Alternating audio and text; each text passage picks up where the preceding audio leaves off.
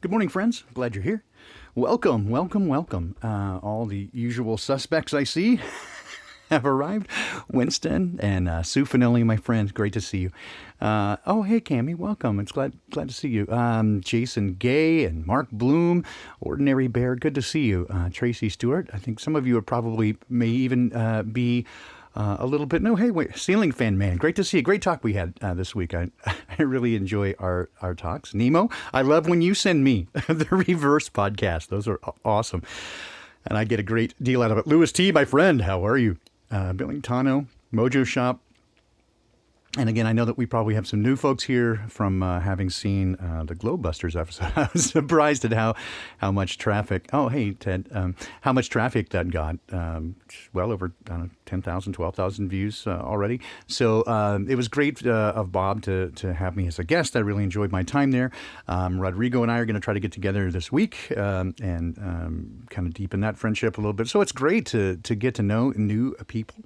And so glad that you came here. If you're unfamiliar with the channel or you haven't yet already, thank you, Bob. I appreciate that. I do love to noodle.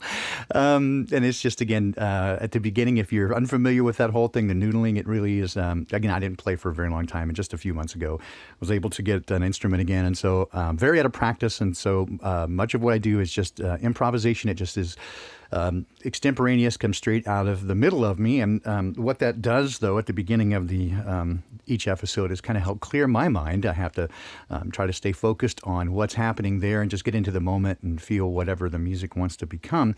And in doing so, it helps just kind of clear out my spirit. And so everything that you get here is, well, it's an unintended consequence, I would say.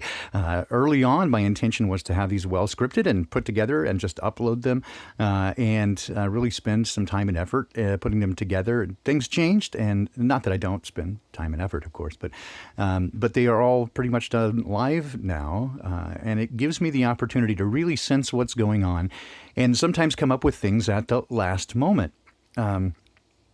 Which is the case, again, in this particular instance.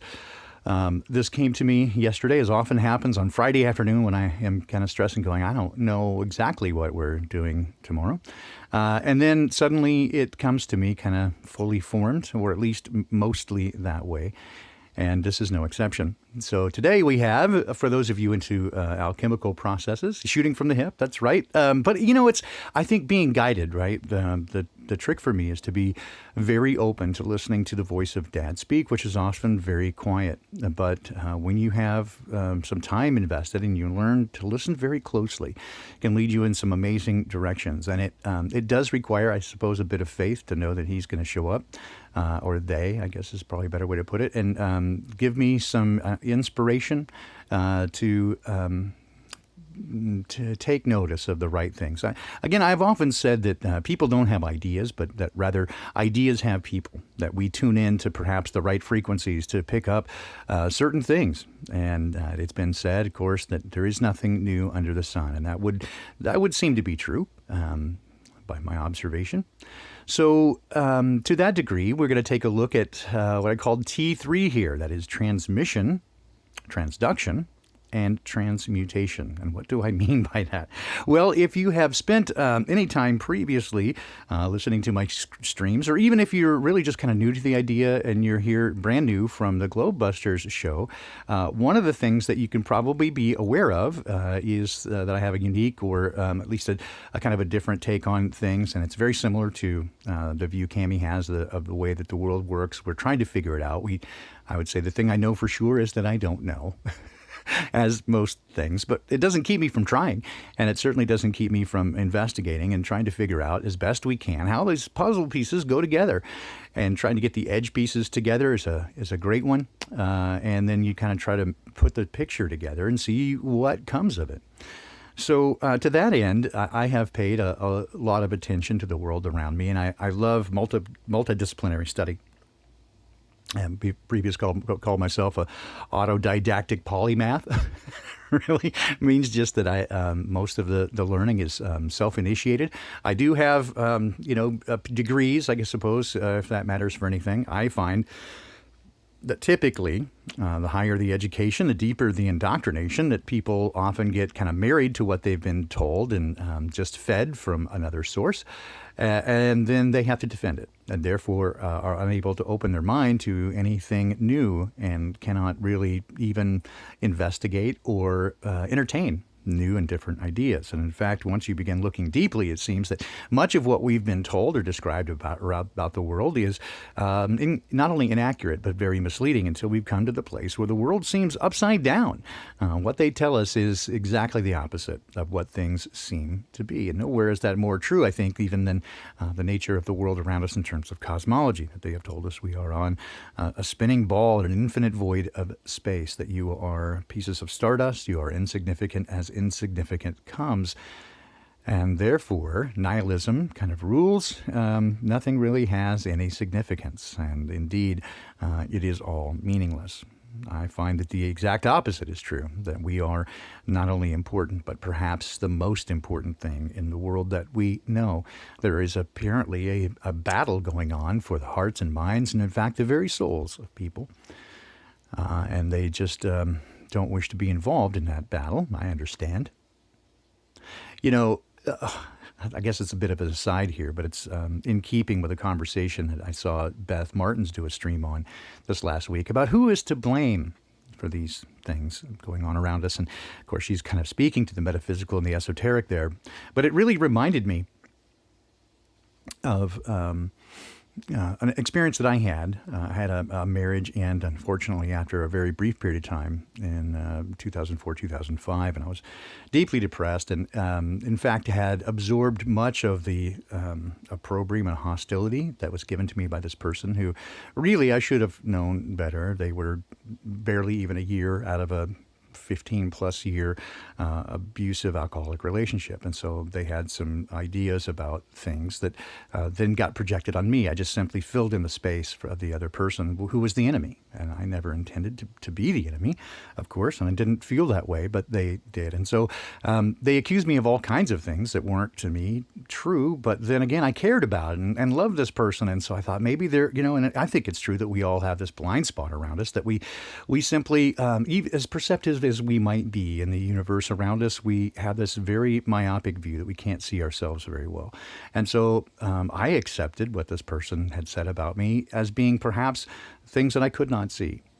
And so I went into counseling to try to understand and separate those things that were with those things that were not, from someone else's view who, I wanted to trust and to give me some perspective. Well, one of the things the person advised is that I read a book called Adult Children of Alcoholic Parents. I thought, well, that's a very silly thing because both of my parents were teetotalers. It doesn't make any sense whatsoever. But as it turns out, she says, well, just buy the book. It's like $5 and it won't take you long to read it. And if it's meaningful, then, you've gotten something out of it. If it's not, I'll give you the $5 back and I'll take the book and give it to somebody else. And you can do with it what you will. As I always say, eat the meat, throw away the bones. So sure, I'll do that. I read the book, and through each page I went through quite a period of trauma just in realizing that sickness is as sickness does. All the behaviors are the same. It doesn't matter whether it's alcoholism or any other thing. Again, in my family, The big secret was that my great grandmother, I guess, was full-blooded Cherokee, and they passed themselves off as white at a time when it was very uncool to be Native American, and in fact, your very life could depend on not being identified. And so since she had green eyes and red hair, you would think Irish, but they passed themselves off as Irish, which weren't very high up the pecking order anyway, but at least it gave them not being, killed. And so that was the big family secret. In fact, my mother grew up not even knowing what the secret was, and yet with all the behaviors that were associated with alcoholism. And in fact, her father, my grandfather, who I never met, he died of cirrhosis of the liver. He was a professional baseball player and he was this far from making the majors many times. He was a really amazing pitcher and just simply drank too much. In fact, but he was pitching the second game of a doubleheader, drank himself into a stupor at the beginning, could still pitch, but he hit, I think at the second inning, he hit one of the batters in the head. This is, again, 1930s, so they didn't have the protective gear we have now. Hit the guy in the head, put him into a coma, and he died. And as a result, he was banned from baseball for life. And within a period of months, had drank himself to death thereafter. So my mother grew up with, she was very young at the time and badly needed the attention of men. And so it created problems for her in her life. And as a result, again, these same sicknesses were passed down into my family.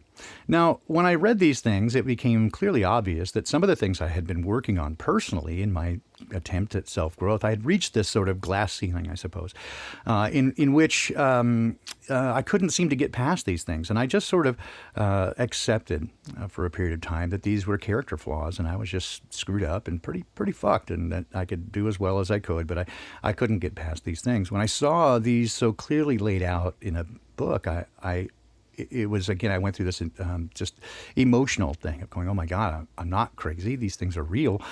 But what am I to do? They are real. And I got handed them to me. Ultimately, I came to this position. And when I came back to the next counseling session, she asked me what I thought. And I said, well, here's my summary. The things that happened to me are not my fault. And yet, the only way forward is I am responsible for what to do with it from now. I can't simply blame my parents or my grandparents for what happened. Certainly, that is the locus of where it began. But now that it's mine, it is mine to do with what I will, and so I'm responsible for what comes next. I suppose that was the right answer. But it is true that we are not responsible for what happened to us. We're not to blame for the wrong that occurs in this world. And yet, we are involved in it. We can't ignore it. We must deal with it. And it is our responsibility to do with what we can the mess that we find ourselves in.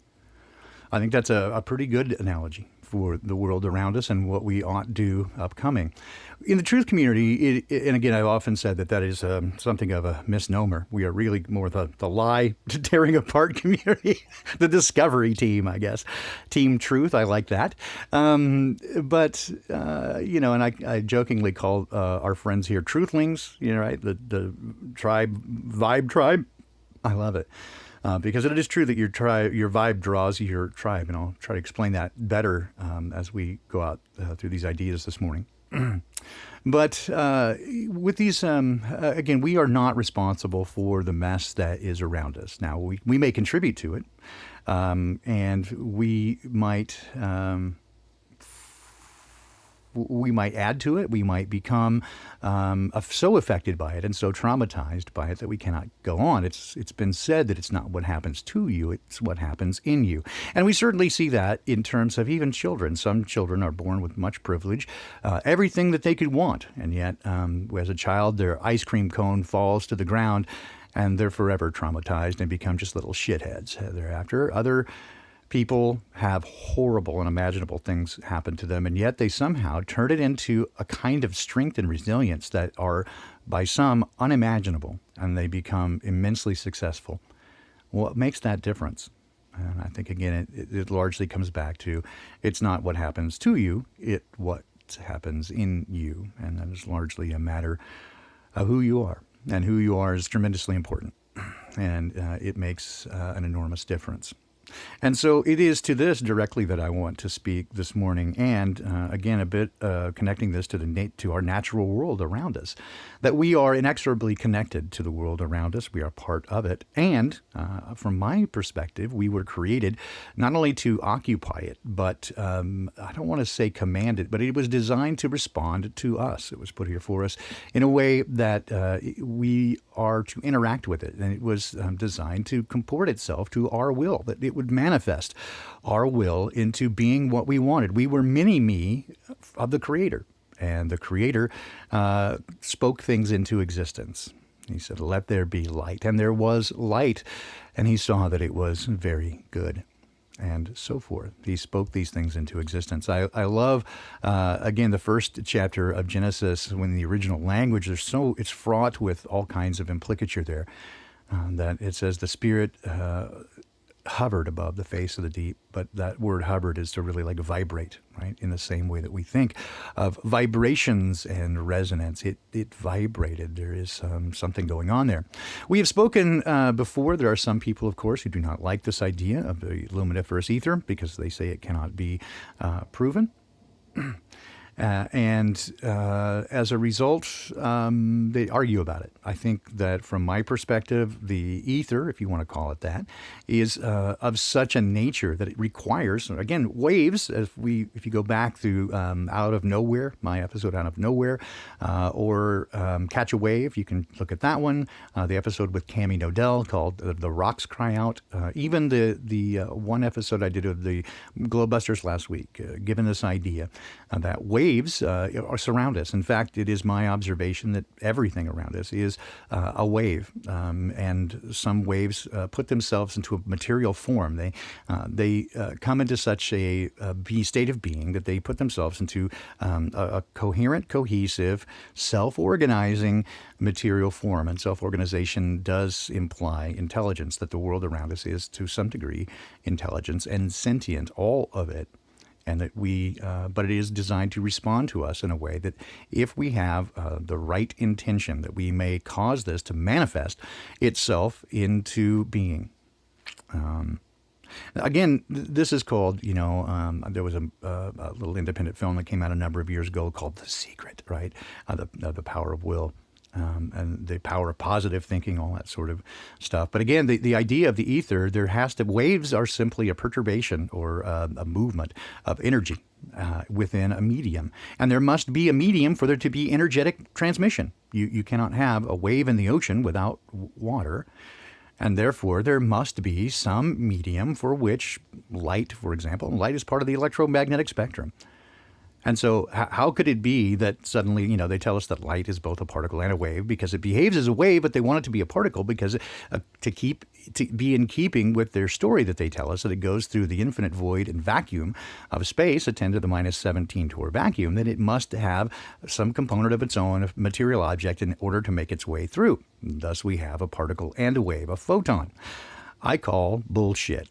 It cannot be. It must absolutely be a wave. It behaves like a wave, and therefore must have a medium in which to operate. It is a perturbance of that wave. If you look at the entire electromagnetic spectrum, visible light is but just a tiny part of it. And so it must be a perturbation of that. And so the medium, I believe, is what we would refer to as the ether, the quintessence, if you will, the fifth essence, as according to the old philosophers. Keep in mind that philosophy, philo being love, affection, Sophie being wisdom, the love of wisdom. And that is the beginning of all science, frankly, was to learn what is the nature of who we are. What is consciousness? The one question that's never really been answered. We've come up with all kinds of other stuff. And don't conflate technology with science. They are not the same thing. Scientific discovery can bring us to an understanding of the material world around us such that we can manipulate it to some degree. And we can use that in technology and use it to our benefit. But, let me give you some examples here. I'll talk a little bit about transducers. So really a transducer is something that turns one form of energy to another. That's the basic what it is. There are a variety of transducers around you that you use in your everyday life. Microphones and speakers are the same kind of transducer, just wired backwards. And so let me show you this, I think. So here's a speaker, all right? Well, actually, this would be a microphone. So sound wave is a pressure wave that occurs in the air. When things vibrate, the medium is air, typically. I mean, it can travel through water or steel or anything. In fact, it travels faster the more dense the media, but typically we experience it in the air.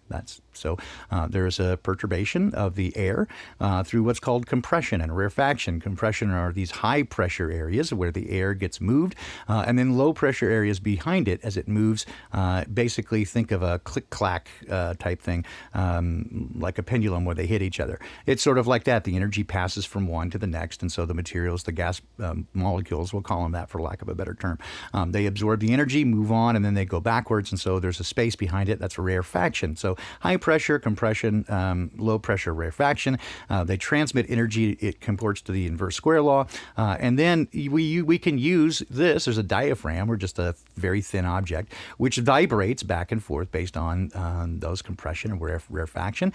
There's a magnet here, and that's going to be using the piezo effect, and I'll explain that a little bit more. And from that, we can tap an electric signal, and that electric signal then goes into our system. We can do all kinds of things to it, and on the other end, it becomes, we amplify it, and then we reverse the process. So exactly the same thing occurs. We have a magnet. This moves back and forth with energy, and that in turn moves a cone, a voice coil, and pushes air, and so we can hear it. And that's the basics of sound systems, essentially, is you got a microphone on one end, and then now we record it. But on the other end, speakers reverse that process and turn energy into motion. And that essentially is the basics of what I want to talk about today. The piezo electric process. Now, just the basics of this is, again, it's found in nature, and it's a very interesting. And at the time, it was first discovered, at least in the modern world that we're told, in the mid-1880s. I think first initially discovered in 1860 something, but really put into use in the 1880s in the laboratory. It really didn't escape the lab until really World War I. But this basic process is that certain materials, especially those of a crystalline structure, when compressed or stressed, we'll put it that way, create a small electrical field. And what happens is the polarity, again, not duality, but polarity, reverses. And when that happens, it creates a small electrical charge. And as the compression changes with the perturbation, you can actually measure that. And it creates electricity such that it is what we would call analogous to the initial wave, or an analog signal. So the electricity becomes an electric version of the physical wave. So that's piezoelectric. There are a wide variety of things that piezoelectric. One of the most common is crystals, right? So we take a quartz crystal, which is one of the better ones. And I don't know if you've ever heard of a quartz radio. Back in the day, they used quartz to pick up the AM, amplitude modulation, the frequencies in the air. They would begin vibrating it. They would basically downsample that and turn it into, they modified the amplitude. That was analogous to the sound, and then you could amplify that and you could hear it. And so that is, but quartz crystals are used from all kinds of things. Quartz watches, they vibrate at a known speed, a known frequency, and from that we can derive time. We just measure it and do the math and say this is how much time has elapsed. So we have exactly, Billington, piezo pickups, right? So there are, and piezo speakers. It's just the reverse of that. But some of the things that you probably didn't know have piezoelectric qualities are, for example, did you know cane sugar is one of the first mediums that they worked with? Cane sugar, because of its crystalline structure, responds in a way that when, buffering. Well, I show excellent connection, so hopefully that is just you, Winston. So cane sugar, when compressed or when it goes under stress, does release a little bit of electricity. And so keep in mind that what I demonstrated on the the Glowbusters show, right, is the coaxial method, and basically the idea that electricity and magnetism are cousins. They're related to one another, such that when one moves in one direction on the opposite axis, the other one moves in another direction. So you get electricity and magnetism are closely combined. This is why when you introduce electricity, for example, to ferrous, to metals, right, it begins to move. And then conversely, if you move the metal within a coil, it produces electricity. And again, this is exactly the nature of microphones and speakers. So it creates motion. So they're closely not only related, but tied. It's proportional to one another. And these are, if you really want to get deep into it, look at the Maxwell's and Planck's equations, which again, not only infer, not only imply, but require a medium in which to travel, and that would be luminous or luminiferous ether, all solid state. That's right. Musicians for Truth. Although solid state, again, is transistors, you could really do this, again, tubes are even better. And a tube is a true thermonic engine with an anode and a cathode. So again, you've got that polarity working. So you could do it that way. Solid state is basically transistorized, and a transistor is really a switch. It's an on-off state. But so really, when I want to get to these ideas, is this is what occurred to me. One of the other things I wanted to let you know is a very good conductor of piezoelectric properties, and actually is used in all kinds of things. I'm sure you didn't know this, probably because, well, you might, but I didn't until I started looking more closely into it. Your bones. The calcium and the way the bone structure is put together, they're an excellent piezoelectric. And so when you say you can feel it in your bones, it's absolutely true. So what does this all mean? Well, you're innately connected to the world around you, for one thing. You have, again, what we would call now the belly brain. There are many more neurotransmitters that go from your thorax, especially from your heart and your gut, to the world around you than you would find even in your brain. Your brain certainly has it with thanks, Bob. Bones are better than bones. But for dogs, certainly. Yes, we have this connection to the world around us such that we not only send but receive electromagnetic information from the world around us. And I think this is probably closely related to the Eastern philosophy of Qi, the power that is around us and in us. I think this is closely related. It's another way of describing a similar things. What you see on the screen now is cymatic forms. And it is my hypothesis at this point, and I'm working to prove this out, that all material, states of material that surround us, are really another form of cymatics. And cymatics is when a media, when you introduce waves, again, cymatics are typically sound waves using a tonoscope, which is introducing sound into a media, often water, a gel, or some other medium. They begin to take on structure and a recognizable pattern. This recognizable pattern can be reproduced, and it changes again with the frequency. And it is my take on things that those frequencies are throughout everything.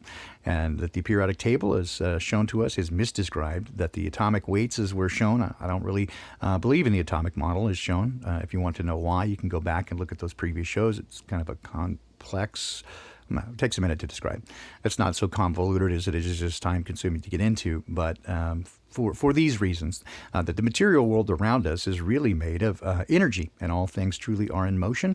And electricity and magnetism really comprise the primary aspects of the world around us, and that's how we interact with it, and that is what it is. That's what is going on. So now keep in mind that your bones, in fact, your very being, is piezoelectric. That means that under stress, it emits electricity, and therefore magnetism. That is exactly why frequencies could be healing, my friend. Exactly why. So when you take a close look at the world around you, well, here's an interesting one. Let me find this. I'll have to go. Where did I put it? Take a look here.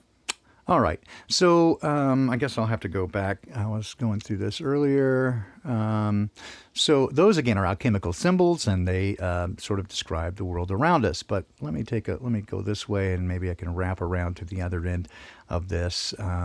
This is ley lines, and if you're familiar with ley lines, they were again for the most part poo-pooed by material sciences, geologists, physics, that sort of things, because well, it's magic. We don't do that nonsense, but it's really magnetism.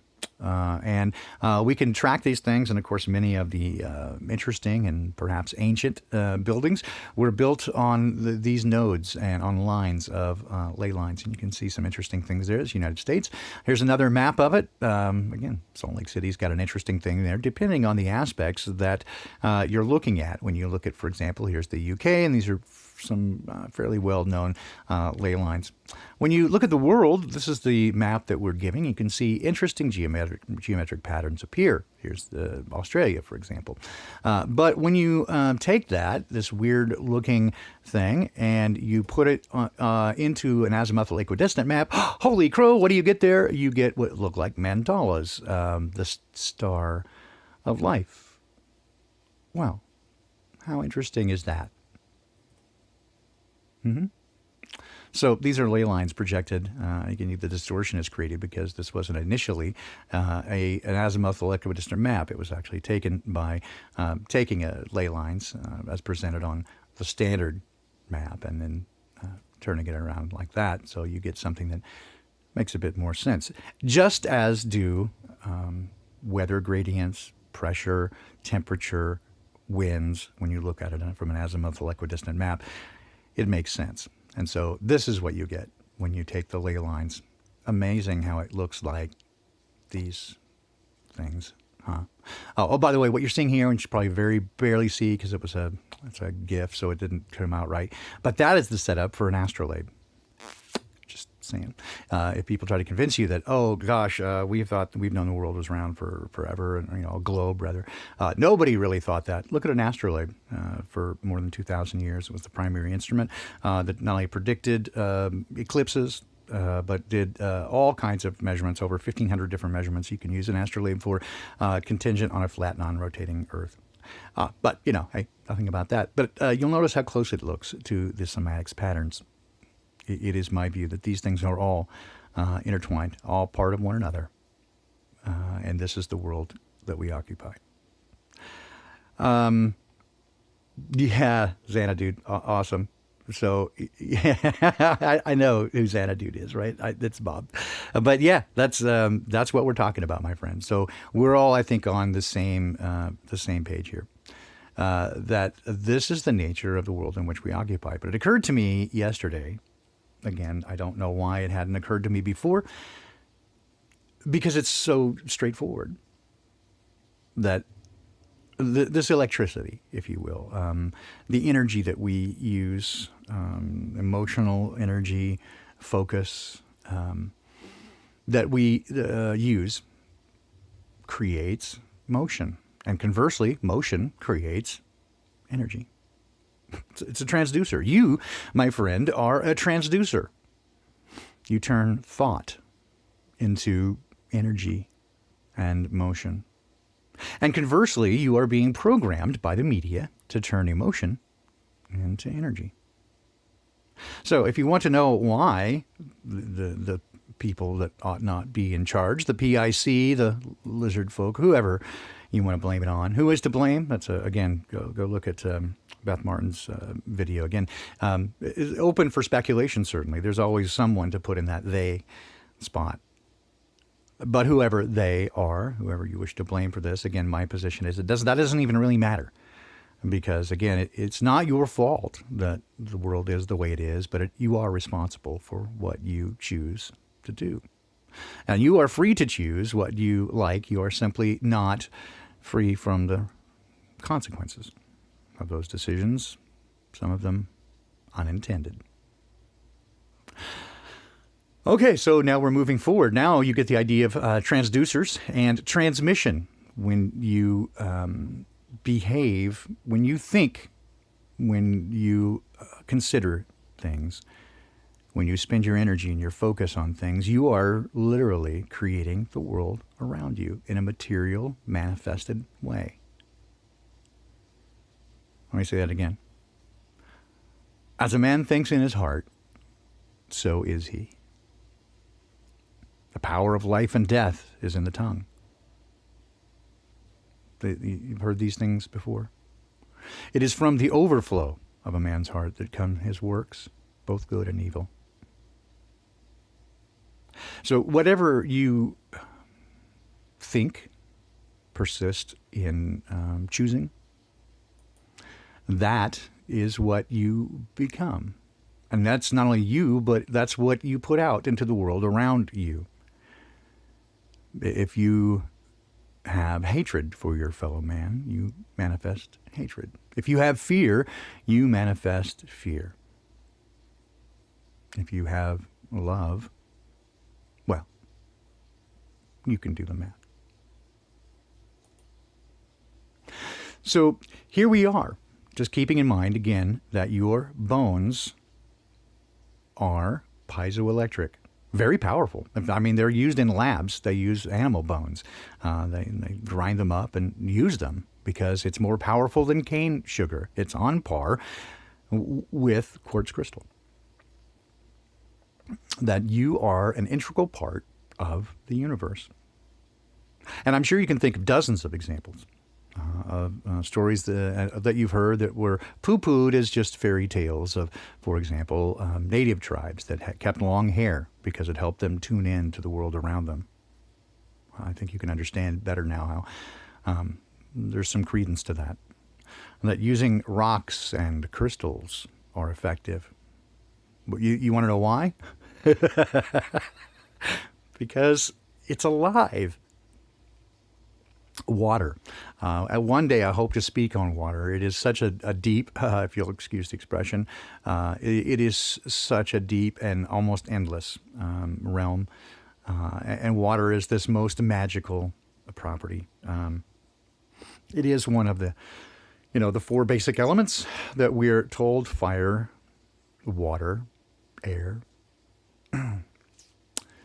and earth. But it occurred to me that we are fascinated, for example, by fire. It's very powerful, right? But if you look at what happens in the world around us, water is, to me, far more powerful. It can act over eons or immediately, right? It can change a landscape immediately.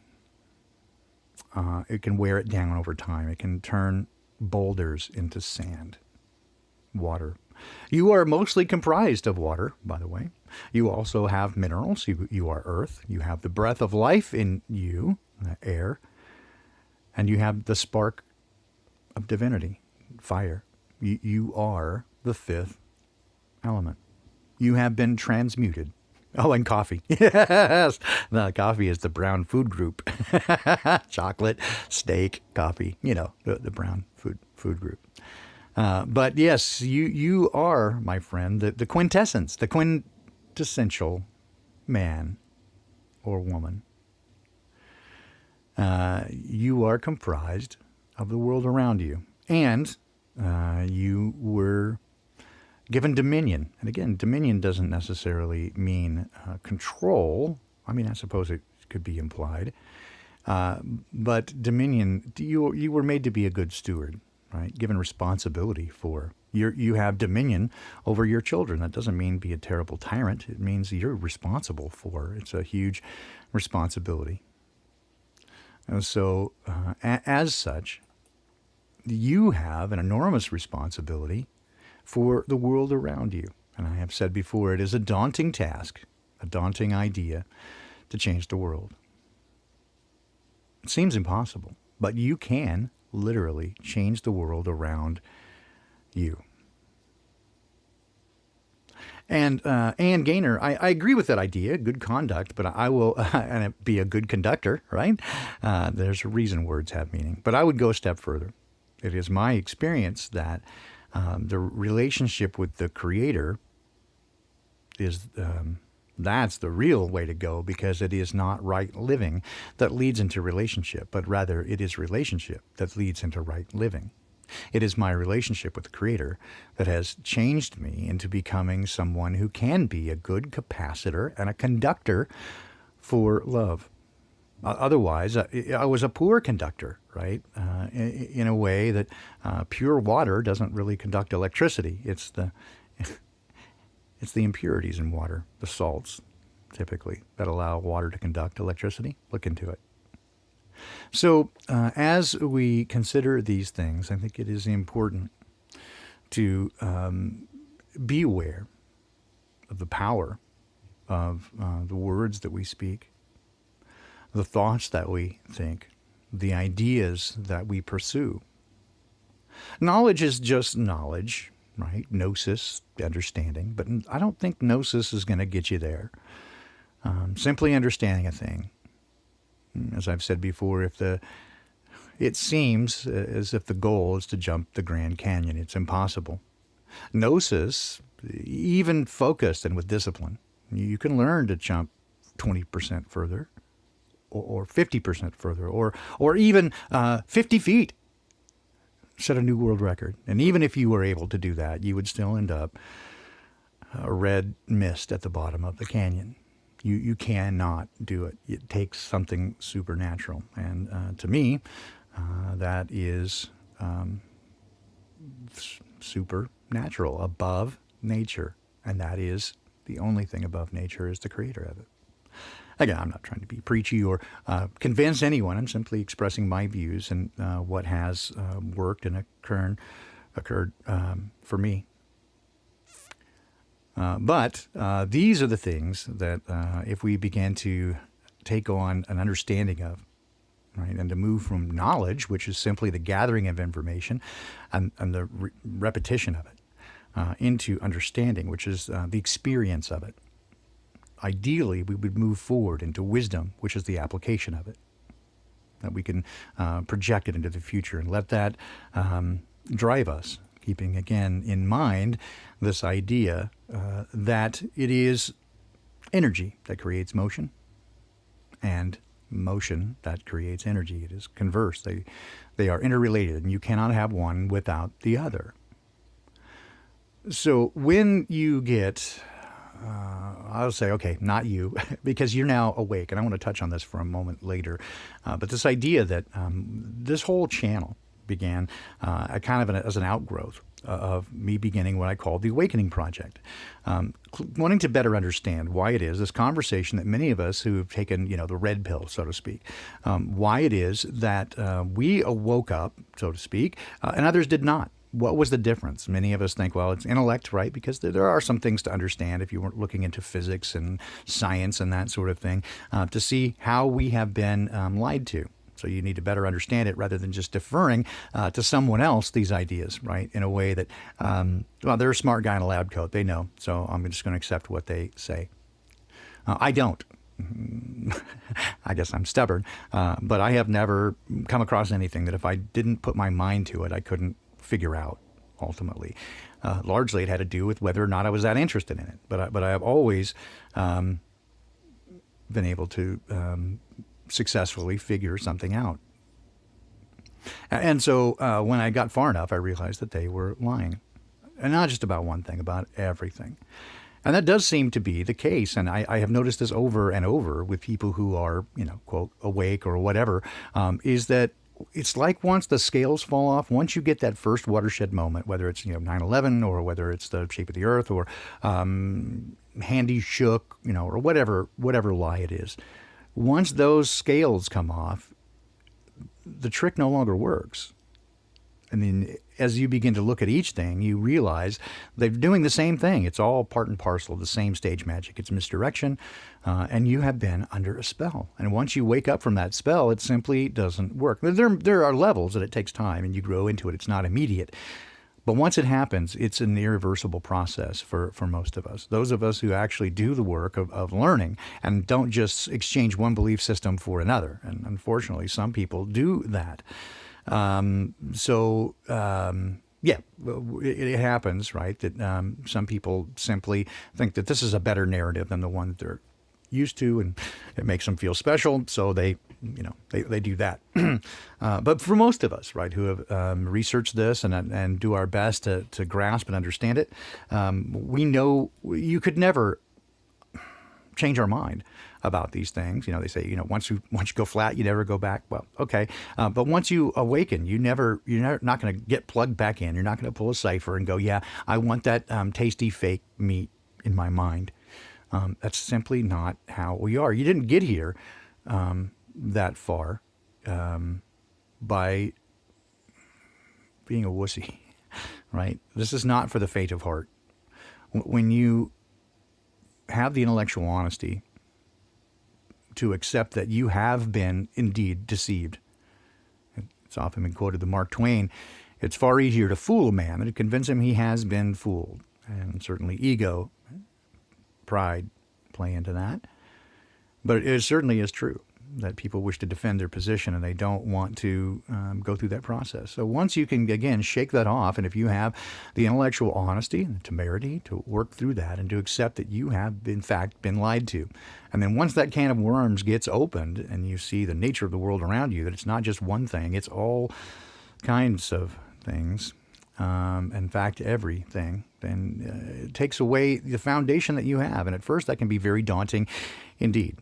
But for me, it's turned into rather excitement. Suddenly, you don't have to color inside the lines anymore.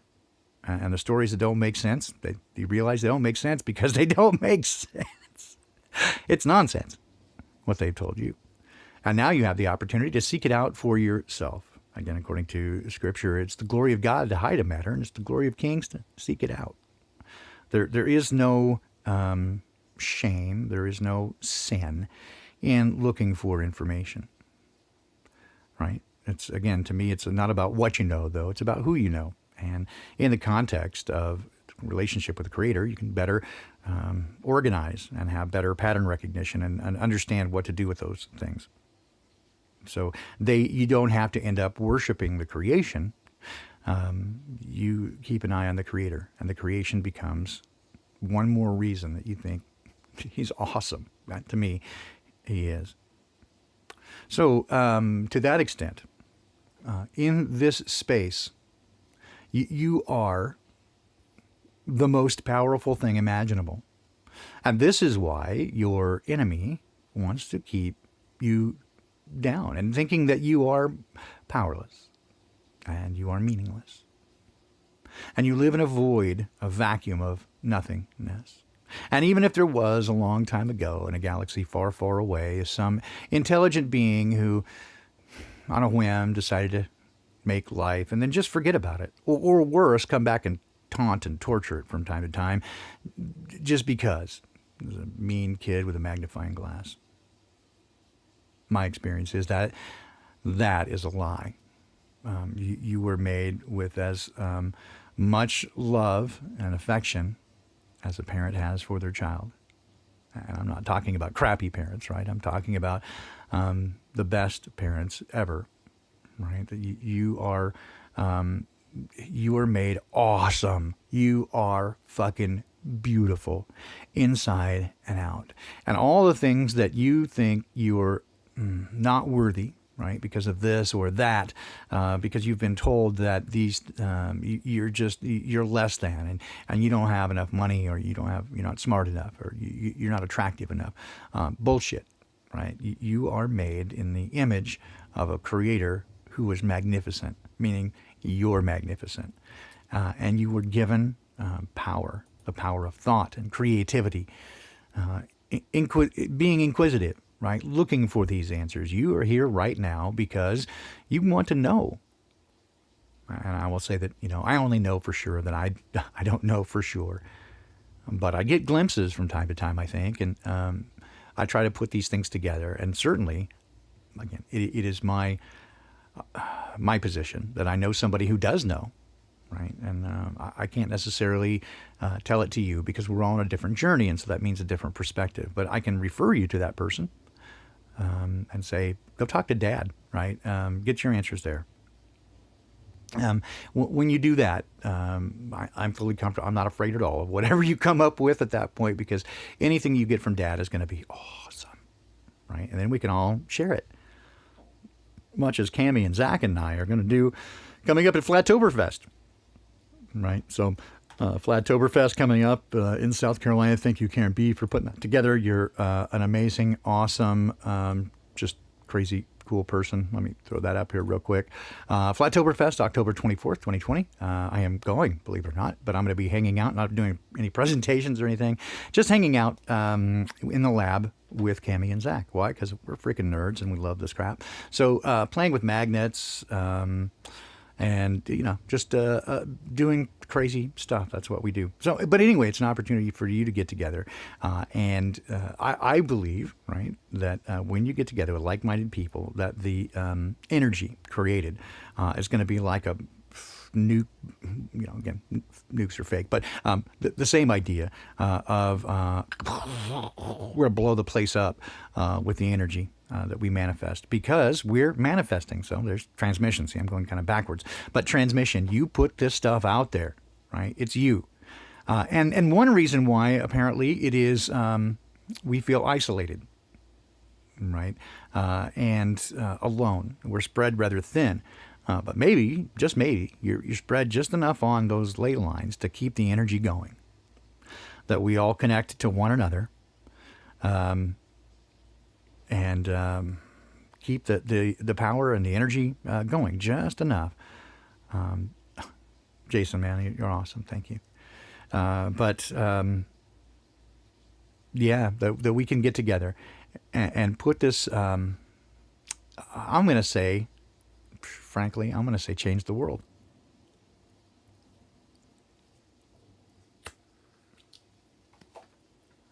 And there's your transmutation, all right? So you are, my friend, a transducer. You have the power to change in both directions, energy into motion and motion into energy. You are magic. And I know people who listen to my Sunday shows going, wait a minute, aren't you a Christian? Well, I don't take any. Labels are for soup cans.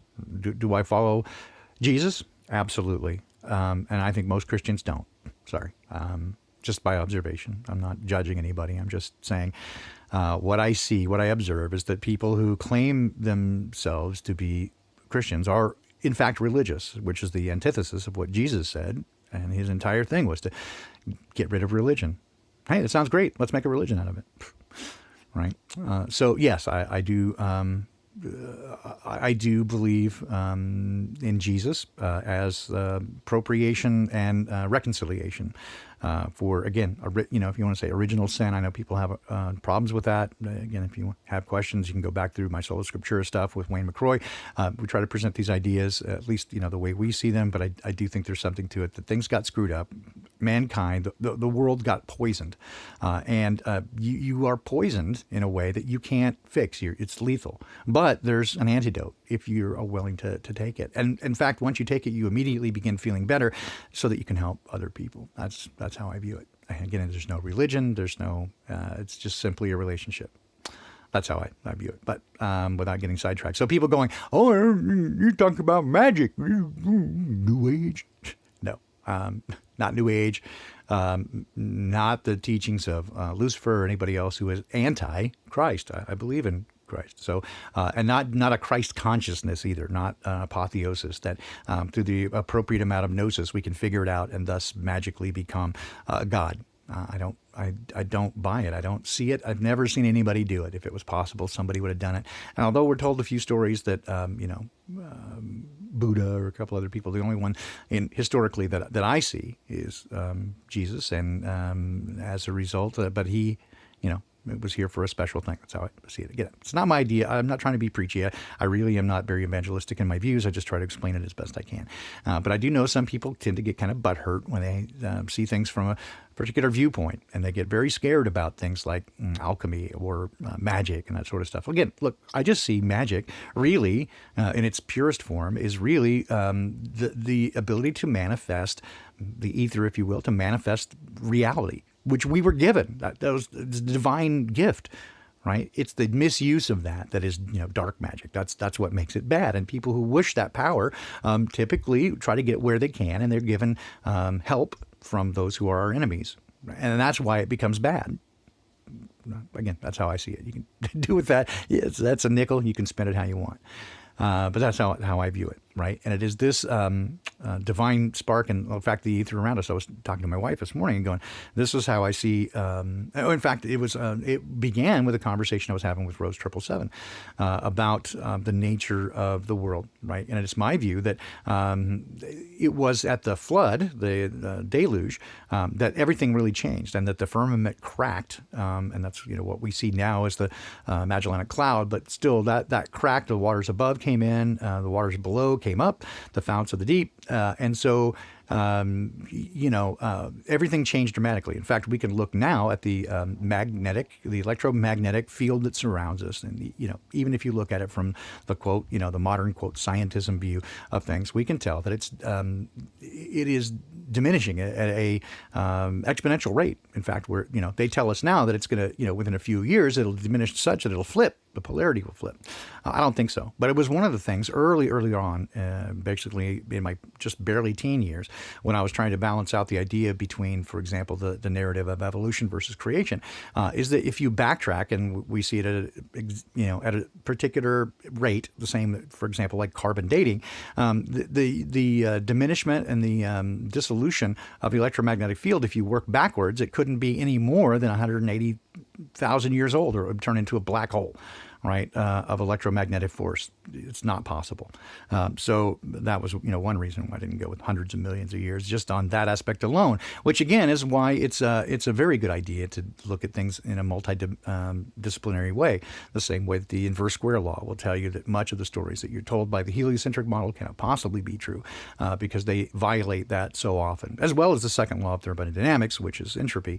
Again, 10 to the minus 17 torr, vacuum out in space, and then you've got a 14.7 psi air pressure. Even though there's pressure gradients, again, that could easily be explained. But what they're telling us is that the gravity, sucking some magical force that we can't demonstrate at any scale other than planetary, right? So you got to trust them, because you can't ever see mass attract mass, but that somehow attracts little tiny gas particles, right? But they don't have any intermolecular bonds, so it doesn't matter how much of it there is, right? They have no covalent bonding. They're not connected to each other. So each one would have to be individually pulled down. It's garbage. The shit they're telling you is garbage. They've always got a yeah, but.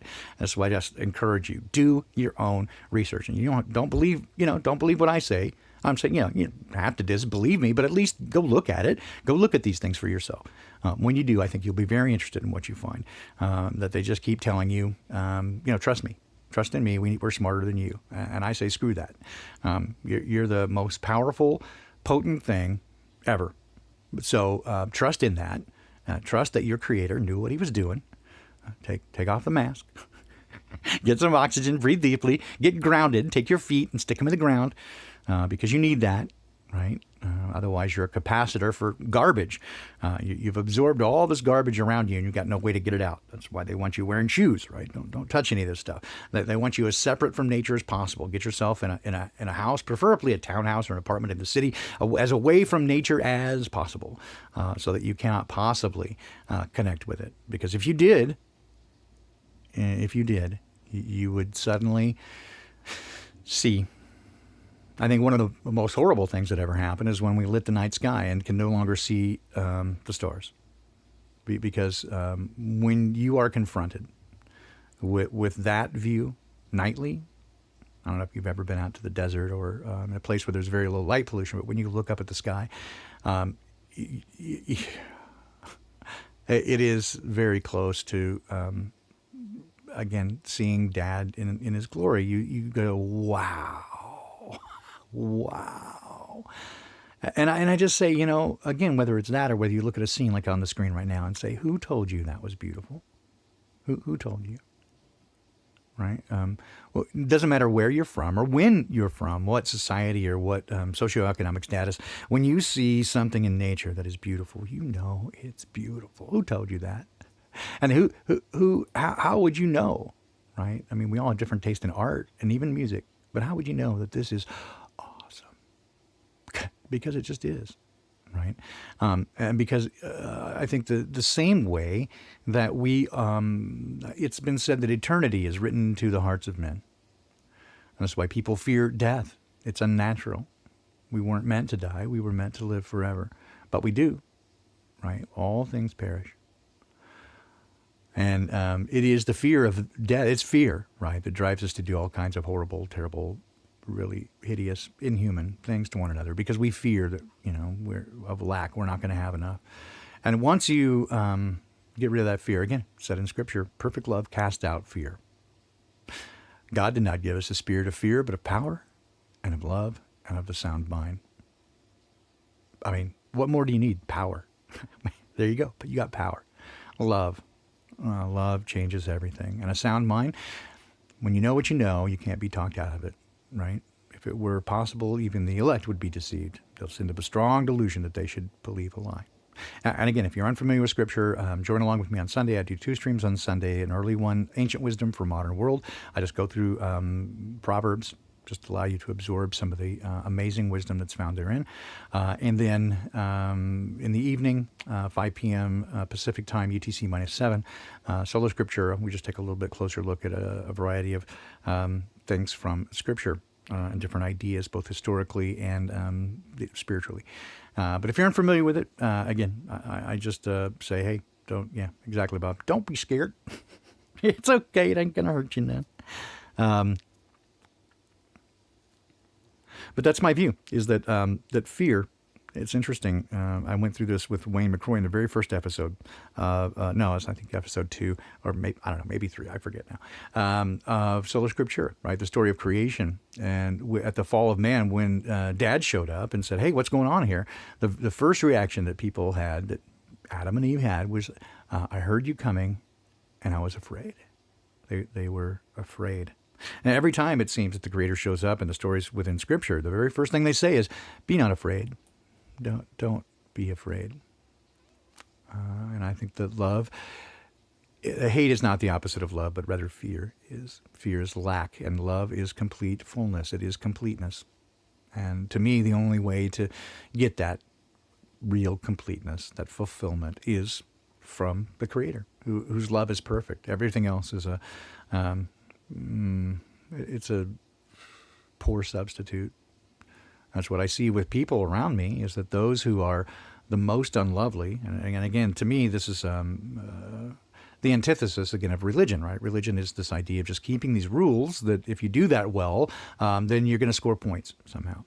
It ignores, hey, Beth, it ignores the idea that you have been poisoned, right? So somehow you're going to work yourself out of this poisoning, and you're going to go to the gym enough, right, that you're going to get buff, that this poison won't affect you.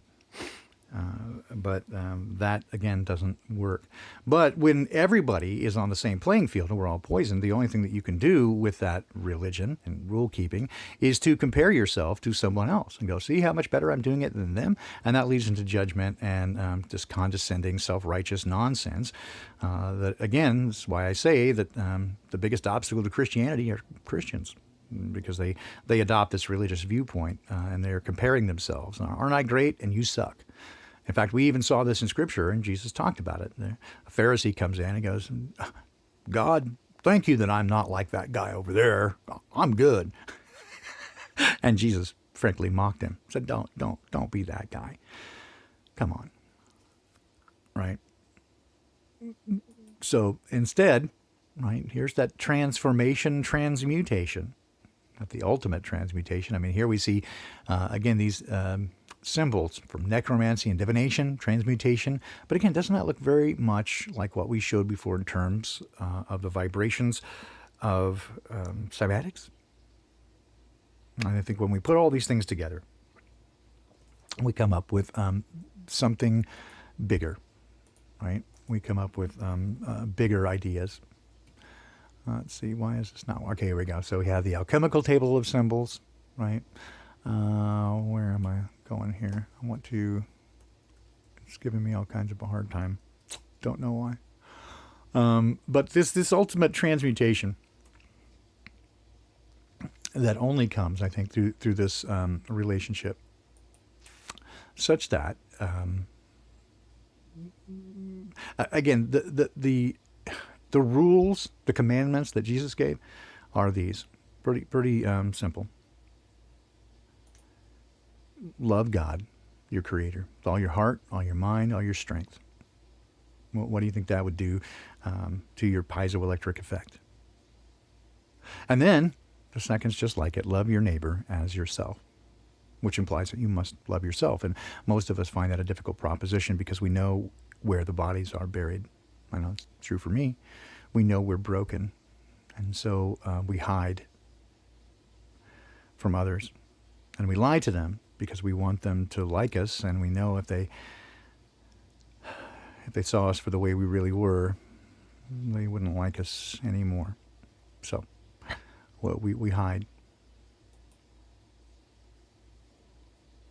So instead, when you can find yourself naked before the Creator and seen just as you are, and He still loves you, and not only loves you, but says, you're beautiful. It changes you in a way that, again, I can't describe. It changes you in a way that suddenly you're able to not only love yourself, but then again, love others. And that is the most difficult proposition, is to love the unlovely, because when you observe it, those who are the most dangerous and ugly, because they hurt so badly. Hurt people. And when they're damaged and wounded and bleeding, they're going to bleed on people who did not harm them. And so then we revile them because they're ugly to us. And so then we simply confirm for them what they say in their mind is that no one will ever really love you. And so they believe it. And so then it becomes easy for them to continue to treat other people poorly because that's what they expect. And so they hate others, and we all, and this is the world in which we live now, is that we have made manifest, not by our fault. We didn't cause these things to happen. But that is the nature. And so, we reinforce it, this hatred, this fear. So you're living in a haunted house, really. And all you have to do is just open the door and go outside and into the light. And it's just waiting there for you. So transmission, right? So what's transmission? Sending out these positive vibes. So again, to me, it's this connection to the Creator with that perfect love that allows you to see other people as they truly are, which is just broken and damaged. They're not necessarily evil. They just hurt real bad. And just like a dog who has been beat down to the point where they growl when you try to pet them. Well, most dogs aren't mean. Most dogs love, well, if you've ever had a dog, you know what that is. They have, they're better people than most people. But when they're wounded and treated poorly, they begin to behave that way. So, once repaired, or at least in the process of it, you begin to behave in different ways and can see people for what they are, and even begin to show them love in a way that they're perhaps unused to, but in a way which is most helpful and healing. And I agree. I've learned, again, come to agree with this idea that it's better to give than receive. When I am able to give people gifts that I know they can never possibly repay, there is a pureness of joy in that is remarkable and freeing, especially when you free yourself of connection to the thing that you gave them. And if you give somebody a gift with conditions, or tell them what they must do with it, right? That's not really a gift. And this answers the question that so many people have: why doesn't God come back and fix this world? How could a loving God allow all these horrible things to happen? Because He gave us the keys. He made it for us, and He gave it to us. And if He took it back, it would never have been a gift in the first place, right? Or the word Indian giver? That's what it would have been. We ceded the deed to our enemy, who now has control over us. And so ultimately, Dad just had to wait until it ran its course. He said, if you do this thing, it'll break it. We did it, it broke it. And now, just again, did it happen right then? Did you die right then? No, it's like putting sand in an engine. It'll keep running for a while, but the moment you put the sand in the engine, you killed it. And so you just have to wait until it dies, and then you get a new one. And that's the story as I understand it. So as we look around us and we see the nature of this world, I adjure you, do not be afraid, even of death. In fact, maybe even especially of death. The more I read, the more I see that that is the thing people would give anything to keep themselves alive for a minute more. But if this place is not what you imagined, if it is what we see, right, why stay a moment longer? Now, I'm not encouraging anybody to go, punch their own ticket or jump off a cliff. That's not what's been given. We've been given a beautiful gift of life, right? Don't waste it. But if someone threatens to take it from you, I've often said that if you have nothing worth living for, or nothing worth dying for, you don't really have anything worth living for. It is having purpose and meaning in your life that gives it value. Matt from Quantum of Conscience says, right, the meaning of life is to discover that life has meaning. I'll go with that to at least to a point. It gives you value when you have purpose. And that's in large part why I continue to do this, as uncomfortable it is for me and how much time it takes away from my wife and, the other things that I could pursue. It gives value to me to offer this time to you, to help you see the things that I see. And if it's of value to you and you appreciate it, outstanding. I love that. If not, right? Okay. I have no need to convince anybody of anything. If it's not your cup of tea, do otherwise. It's no skin off my back. It doesn't bother me a bit. I'm not going to be upset about somebody who doesn't see things the same way. And it may not be your experience. So how can I speak really, truly to your experience? I can share mine with you and say that some things I see seem common among mankind. I can encourage people. My experience with the Creator is entirely good. And therefore, in my experience, I know that he's extremely trustworthy. To the point I can say literally, though he slay me, yet I will trust him. And I can better see my life as in context with the rest of it, right? And that's the problem to me with apotheosis. If you become the God of this world, the world can never be any bigger than you are, with all your flaws and warts. So what kind of world is that? I don't want to be in a world where I am God. I've said before, I would be very bad at being a deity because there would be a whole lot of smiting going on. I smite thee! Because I think people deserve it, right? They're just assholes. But it doesn't give them the opportunity to have their own moment of realization. And that's why I think Dad is such he's better at it than I am. I can't judge him and say, how could you do these things? Most of the time we get angry with our Creator because we're unhappy or things didn't turn out the way we wanted, because we are not God. Except, I think that's, again, the whole idea of the tree of knowledge of good and evil. It's not the tree of knowledge. It's the knowledge of good and evil. We became the arbiter of what is good and what is bad, except for we don't have nearly the capacity to understand it. Without knowing everything about a situation, you cannot truly judge. And so we have tiny little bit of information and judge based on that. How often do we judge other people based on what we see, one little behavior, and we judge them based on how we would do it? And they're not the same. And we often say, for example, in counseling, that the best way to assure that you're going to be mistaken about divining somebody else's motives is to filter it through you, to expect that they're going to behave the way you did, because they are not you. But that's really the most people can do. They have no idea of how to look outside themselves. And so they consider other people's behaviors through the filter of themselves, and you are going to be 100% wrong. And so we judge others based upon that, right? And so we expect the world to be comporting to the way we want it. And when it does not, we get very unhappy. And then we begin to look for blame. And so we can blame our partner, we can blame our kids, we can blame our job, our boss, our president, our political party, those who are shape-shifting reptilians, whatever. We can blame God because things didn't turn out the way we wanted. But when you can see it from a different position, that you are simply part of something greater. And the biggest thing in this universe is the most beautiful thing in this universe, that I still can't comprehend the beauty and magnitude and perfection of our Creator. I don't mind being somewhat subservient and even worshiping something that awesome, who gave me life and made these beautiful scenes and gave me the ability to enjoy it, and made things amazing. Every day I go, oh, thank you for making coffee beans, because it's awesome. Right? But he could have given us chlorophyll. We could have just taken sunshine in and just that gave us energy. But he made food amazing, that we could taste it and have mouthfeel and umami and salt and sweet and bitter.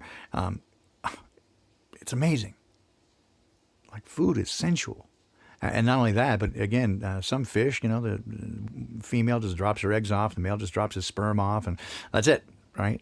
Boy, what a difference for mankind, right? The coming together of a man and a woman is, whoa, spiritual, right? We become one. And he did that on purpose, right? So, that's someone who loves you. That's not someone who hates you and tortures people and is some egregore who is not to be trusted. That's someone who loves you in ways that we can't even imagine. So this is inside you. He is in you. Let us make man in our own image, after our likeness. That's you. That's you.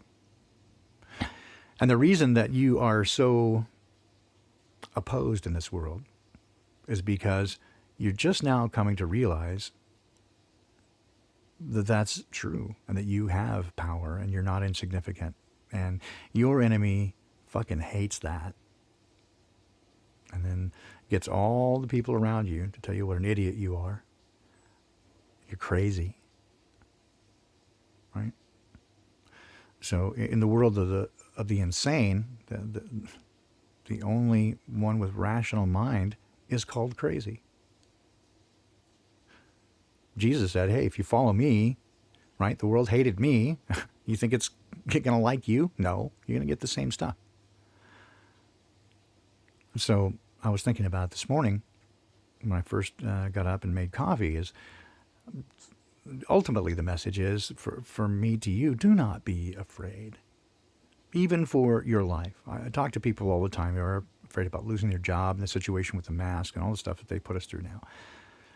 And again, I struggle. It's like, I don't truly know your circumstances. I can tell you what I might do. I can tell you what I see from what you tell me, but I'm not there, and I can't take responsibility for your choices. Right? I can encourage you, all this sort of stuff, but when it comes to that, if I was going to encourage you, I'd say be not afraid. Right? Don't fear, even for your life, because.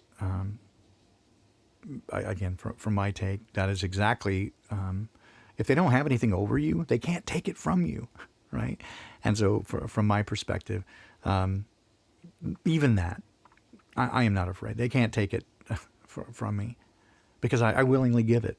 Now what are you going to do, right? I've taken your power away. So now what are you going to do? So to that degree, again,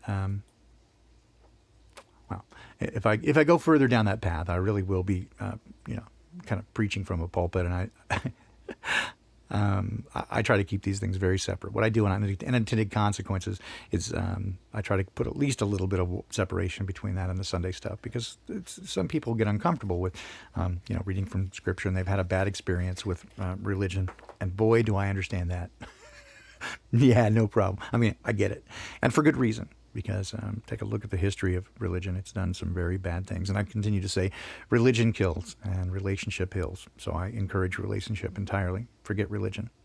But for some people, it's such a bad taste in their mouth, they can't they can't abide it. And so I don't want to trigger anybody in that way. But also keep in mind that if you do get triggered over something, that's an artificial response. That is not a natural response. And so when you begin to respond in an entirely emotional way, you have left your rational mind behind. And you can clearly see this when you bring up any of these topics with people around you. You almost see the light flicker for a moment, and then the emotion kicks in. You can watch it happen. The glaze comes over, and then they get angry. So, yeah. I know I had more this morning, but again, I feel if I push it over the edge, I think I just want to kind of leave it there for now and give you these things to look at and keep these, again, in mind, these ideas that you are powerful, so powerful, in fact, that the enemy fears you. They're not trying to destroy you because you're worthless. They're trying to destroy you because you can bring an end to their power. Because they don't have what you need. All the information they have will not suffice. It is love that you need, and the only source of that is your Creator. And it changes things. Bob, 4 more hours. Ooh, my wife would be pissed at you. No, we have a lovely arrangement and a lovely relationship, do Madeline and I, and I agreed to spend time with her as focused as I am on you guys.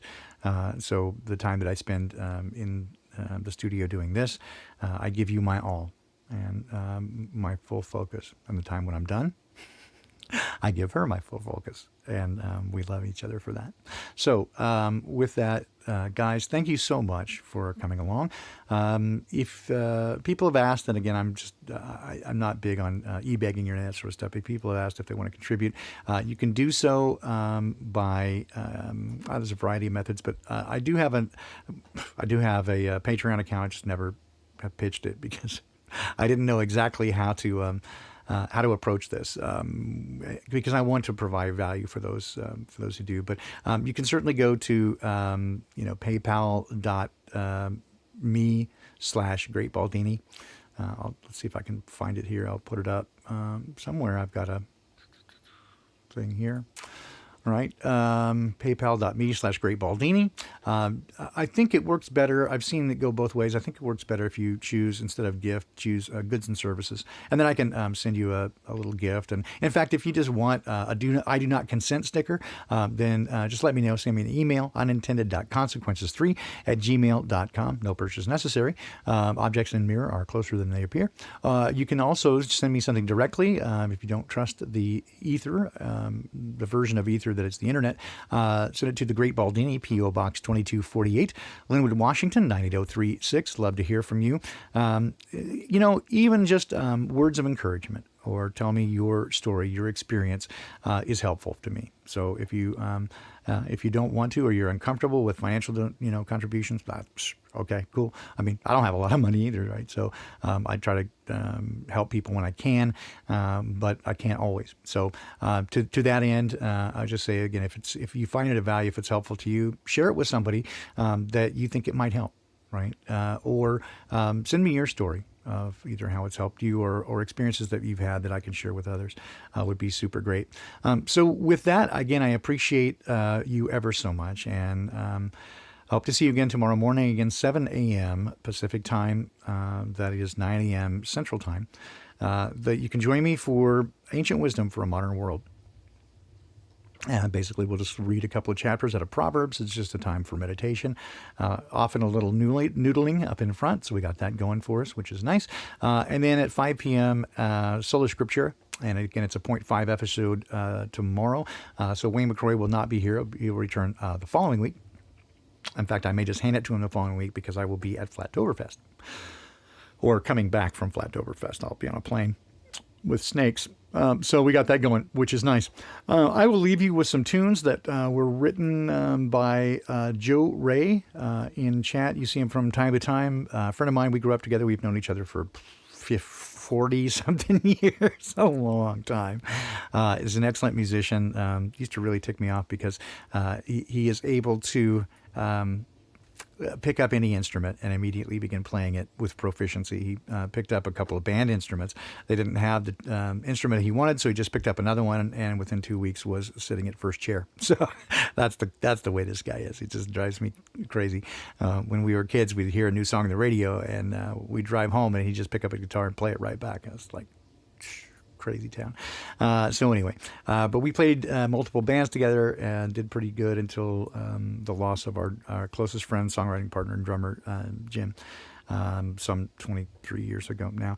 Anyway, from time to time I play some of the songs, either the original recordings we have very few of, or some that I recorded with another band, trying to just keep for posterity some of these things. This is called Streams in the Desert, and this was written, I think, about 1993 with Joe Ray. And so with that, again, thanks very much. Love to see your comments, and you guys are awesome. I genuinely love you guys. Hearing from you, seeing you here every week, it fills me up. So thank you for that, and appreciate the time you've spent here this morning. I honor and value your time, and I try to be responsible with it. So I'll leave you now with these thoughts, and consider it if you want to come back and play it again, to better understand waves and that sort of stuff, the more technical thing. Feel free. If you have questions, feel free to ask, and I hope to see you again soon. Take care, guys.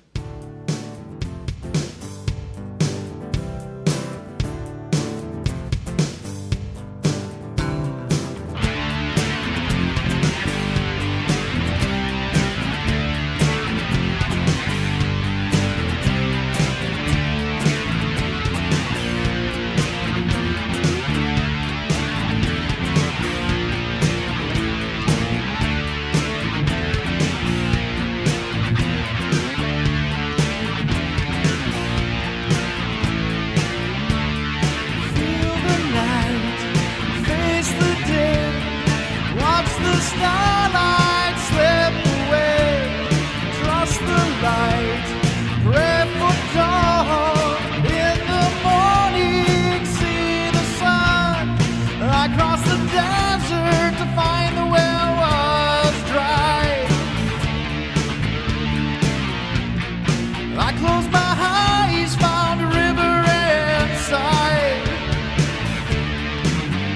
that flows to the end of time.